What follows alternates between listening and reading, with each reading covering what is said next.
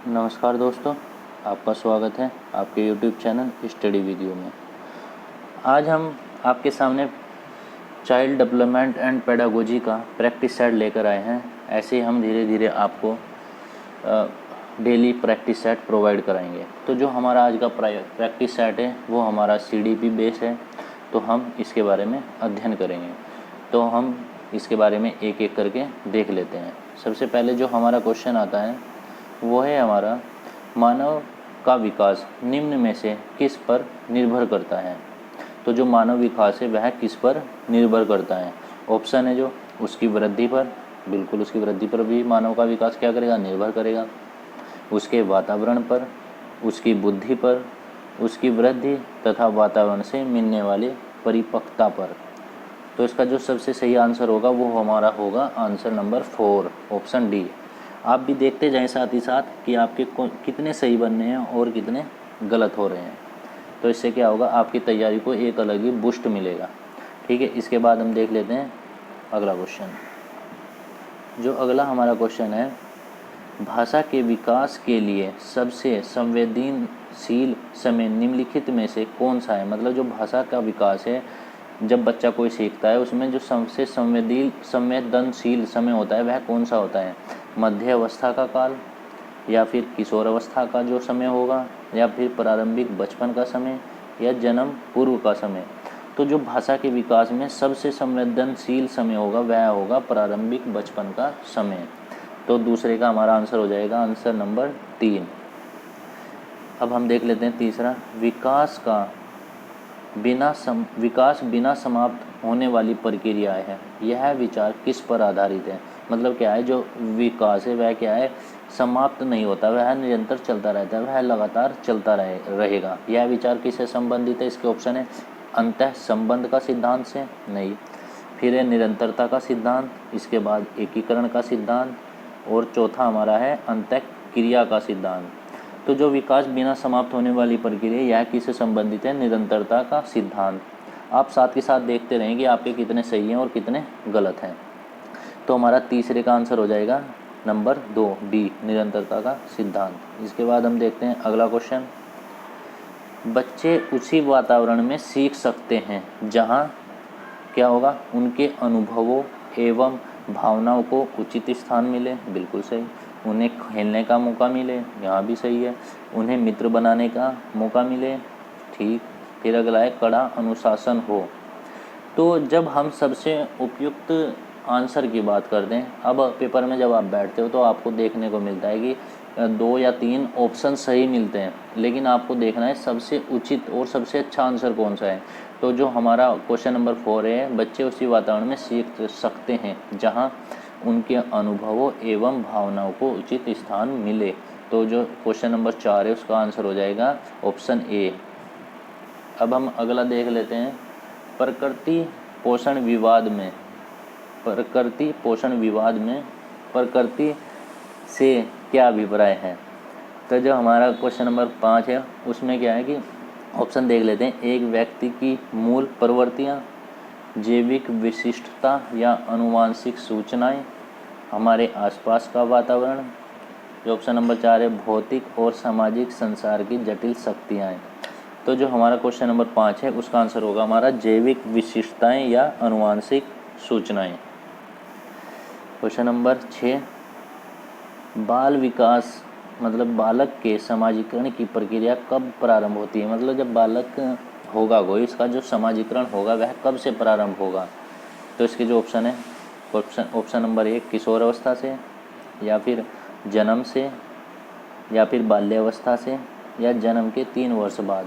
तो कोई भी बालक है उसके समाजीकरण की प्रक्रिया कब से प्रारंभ हो जाती है, वह हो जाती है जन्म से। अब हम देख लेते हैं क्वेश्चन नंबर 7, निम्नलिखित में से कौन सी समाजीकरण की निष्क्रिय एजेंसी है। मतलब जहाँ पर समाजीकरण निष्क्रिय रूप से होगा, इको क्लब, स्वास्थ्य क्लब, परिवार, सार्वजनिक पुस्तकालय। तो जो निष्क्रिय एजेंसी होगी समाजीकरण की वह होगी हमारी सार्वजनिक पुस्तकालय। तो अर्थात जो क्वेश्चन हमारा 7 है उसका आंसर हो जाएगा हमारा क्वेश्चन नंबर 7 का होगा डी, सार्वजनिक पुस्तकालय। इसके बाद हम देख लेते हैं क्वेश्चन नंबर 8, पियाजे ने किसी बच्चे के विचारों में नए विचारों के समावेश हो जाने को क्या कहा है। मतलब पियाजे ने जो हमारी अलग अलग बातें बताई हैं उन्हीं में ये पूछा गया है कि किसी बच्चे के विचारों में जब नए विचारों का समावेश होगा तो उनको क्या कहा जाएगा। तो ऑप्शन नंबर 1 है व्यवस्थापन, ऑप्शन नंबर बी खोज, ऑप्शन नंबर 3 निर्माण, ऑप्शन नंबर डी आत्मसातीकरण। तो जो पियाजे कहते हैं किसी बच्चे के विचारों में जब नए विचार आ जाएंगे तो उसको हम आत्मसातीकरण बोलते हैं।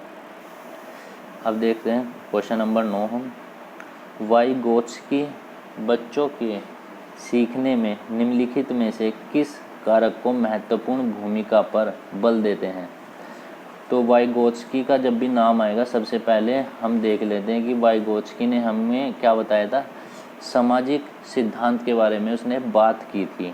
तो अगर कहीं भी वाइगोत्स्की का नाम आएगा तो हमको आंखें बंद करके किस पे निशान लगा देना है, सामाजिक पर। सामाजिक, सामाजिकता, सामाजिक अंतःक्रिया, उस चीज़ पर हम क्या करेंगे, टिक कर देंगे। तो यहाँ पे क्वेश्चन क्या है, वाइगोत्स्की बच्चों के सीखने में निम्नलिखित में से किस कारक की महत्वपूर्ण भूमिका पर बल देते हैं। तो हमारा 9th का आंसर होगा ऑप्शन नंबर ए, वो होगा हमारा सामाजिक। इसके बाद हम देखते हैं अगला क्वेश्चन नंबर, इस सामाजिक के बाद हमें अगले ऑप्शन देखने की ज़रूरत भी नहीं है जहाँ अगर कहीं भी वाइगोत्स्की का नाम आता है। क्वेश्चन नंबर 10 निम्नलिखित में से किस मनोवैज्ञानिक ने सहयोगात्मक समस्या समाधान पर बल दिया है। तो हमें यहाँ पर देखना है कि कौन से वैज्ञानिक हैं जिन निम्नलिखित में से, मतलब किस मनोवैज्ञानिक ने सहयोगात्मक समस्या समाधान पर बल दिया है। तो वो हो जाएंगे हमारे जीन पियाजे, जिन्होंने क्या किया, सहयोगात्मक समस्या समाधान पर बल दिया है। अब हम देखते हैं क्वेश्चन नंबर 11 कोहालबर्ग ने प्रस्तुत किया है। कोहालबर्ग का जब बात आती है कि कोहालबर्ग ने क्या प्रस्तुत किया है, ऑप्शन नंबर ए संज्ञानात्मक विकास के चरण, शारीरिक विकास के चरण, नैतिक विकास के चरण, ऑप्शन नंबर डी संवेगात्मक विकास के चरण। तो एक चीज़ अब यहाँ पर याद रखनी है कि जब भी कोहालबर्ग का नाम आएगा तो वहाँ पर हमें नैतिक को देखना है, कहाँ पर किस ऑप्शन में नैतिक लिखा हुआ है तो वहीं पर निशान लगाना है। अगर वाइगोत्स्की की बात आती है तो वहाँ पर सामाजिकता का आएगा, और जहाँ पर कोहालबर्ग की बात आएगी वहाँ पर नैतिक विकास की बात आएगी। तो ऑप्शन नंबर जो क्वेश्चन नंबर 11 है कोहालबर्ग ने प्रस्तुत किया है वो क्या है, हमारा नैतिक विकास के चरण कोहालबर्ग के द्वारा प्रस्तुत किए गए हैं। मतलब आपको याद रखना है सिर्फ क्या कि कोहालबर्ग क्या है, नैतिक से संबंध है, और वाइगोत्स्की का संबंध किससे है, हमारा सामाजिक से। अब हम देख लेते हैं क्वेश्चन नंबर 12 प्राथमिक स्तर पर एक शिक्षक में निम्नलिखित में से किसे सबसे महत्वपूर्ण विशेषता मानना चाहिए। मतलब जो प्राथमिक स्तर पर कोई शिक्षक पढ़ाता है तो उसके अंदर सबसे महत्वपूर्ण विशेषता कौन सी होनी चाहिए। पढ़ाने की उत्सुकता, हाँ बिल्कुल पढ़ाने की उत्सुकता भी होनी चाहिए। ऑप्शन नंबर बी धैर्य और दृढ़ता, बिल्कुल ठीक। अगला है हमारा शिक्षण पद्धति और विषयों के ज्ञान में दक्षता, ये भी बिल्कुल सही है। फिर अति मानक भाषा में पढ़ाने की दक्षता, ठीक। तो यहाँ पर जब हम सबसे महत्वपूर्ण विशेषता की बात करते हैं तो प्राथमिक स्तर पर किसी भी शिक्षक के अंदर जो सबसे महत्वपूर्ण विशेषता होगी वह होगी धैर्य और दृढ़ता, ऑप्शन नंबर बी। तो हमारा जो क्वेश्चन नंबर 12 है उसका हमारा ऑप्शन नंबर बी क्या होगा, सबसे उपयुक्त होगा। तो ऑप्शन नंबर बी हमारा क्या होगा, आंसर होगा।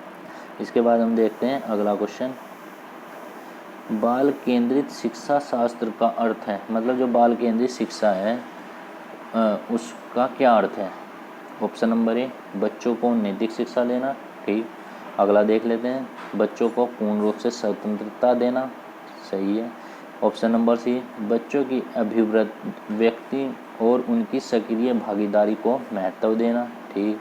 बच्चों को शिक्षक का अनुगमन और अनुकरण करने के लिए कहना। तो इनमें जो सबसे उपयुक्त होगा वो होगा हमारा ऑप्शन नंबर सी, बच्चों की अभिव्यक्ति और उनकी सक्रिय भागीदारी को महत्व देना। यही हमारा बाल केंद्रित शिक्षा शास्त्र का अर्थ है। अब हम देखते हैं क्वेश्चन नंबर 4, यदि व्यक्ति ने अपने वातावरण से सामंजस्य करना सीख लिया है या सीख सकता है तो उसे में बुद्धि है। बुद्धि की यह परिभाषा किसने दी है? मतलब बुद्धि की कौन सी परिभाषा? यदि व्यक्ति क्या करता है, अपने वातावरण से सामंजस्य करना सीख लिया है या सीख सकता है तो उसमें बुद्धि है। यह परिभाषा किसने दी है? ऑप्शन नंबर ए थॉर्नडाइक ने, रायबर्न ने, ऑप्शन नंबर सी कोलविन ने, ऑप्शन नंबर डी थॉमसन ने। तो जो बुद्धि की यह परिभाषा दी है वह दी है कोलविन ने। तो आपको याद रखना है क्वेश्चन नंबर 14 का हमारा होगा सी। अब देखते हैं हम क्वेश्चन नंबर 15। किसने सबसे पहले बुद्धि परीक्षण का निर्माण किया? यह क्वेश्चन भी अक्सर आता रहता है पेपर में कि इस बुद्धि परीक्षण का निर्माण सबसे पहले किसने किया। तो इसके ऑप्शन है एल्फ्रेड बिने ने, ऑप्शन नंबर बी स्पेयरमैन ने, ऑप्शन नंबर सी वाटसन ने, ऑप्शन नंबर डी डेविड वेसलर ने। तो जो हमारा क्वेश्चन नंबर 15 है उसका आंसर होगा एल्फ्रेड बिने। तो दोस्तों ये हमारे 15 क्वेश्चन थे जिनका हमने एक एक करके अध्ययन किया, जिनके बारे में जाना। और आप अब इसके साथ साथ देखें कि आपका स्कोर 15 में से कितने नंबर बन रहे हैं। अगर आज का वीडियो अच्छा लगा हो तो धन्यवाद। Please like, share and subscribe my YouTube channel study video. Thank you.